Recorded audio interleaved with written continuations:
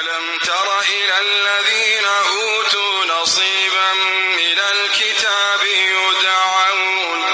يدعون إلى كتاب الله ليحكم بينهم ثم يتولى فريق منهم وهم معرضون.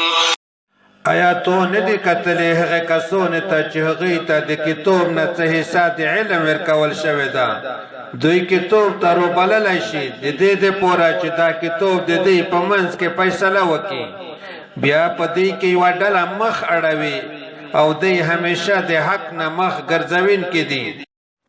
ذلك بأنهم قالوا لن تمسنا النار إلا أياما معدودات وغرهم في دينهم ما كانوا يفترون. دا په دې سبب چې بېشکه دوی ویلي دي موږ ته به یور هېڅ کله هم رو ونه رسېږي مګر څو په شمور ورځې او دوی په خپل دین کې هغې خبرې غولولې دوکه کړې دي چې دوی به د ځونه جوړولې. دا یهودیان دي.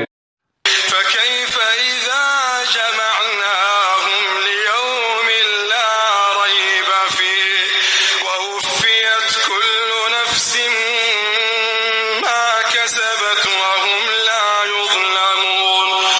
نو څه حال به وي کله چې موږ دوی د هغې ورځې د فیصلې دپاره راجمع کړي چې په هغې کې هېڅ شک نشته او هر نفس ته به جزا د هغه څه پیره پیره ورکول شي چې ده کړی دی او په دوی به ظلم ونه کړی شي. قل اللهم مالك الملك تؤتي الملك من تشاء وتنزع الملك ممن تشاء وتعز من تشاء وتذل من تشاء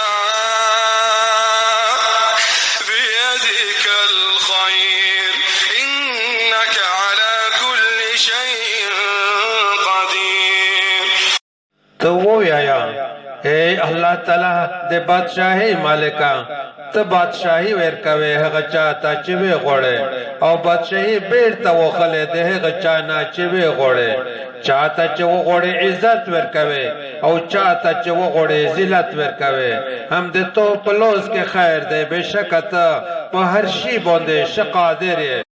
تولج الليل في النهار وتولج النهار في الليل وتخرج الحي من الميت وتخرج الميت من الحي وترزق من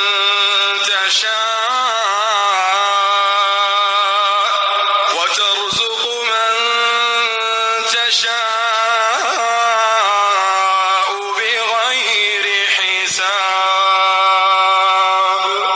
ته شپه په ریځ کې نه نبوسې او ریځ په شپه کې نه نبوسې او ته ژوندی د مړي نه راوبوسې او مړه د ژوندي څخه راوبوسې او چاته چې وغواړې بې حسابه روزي ورکوې.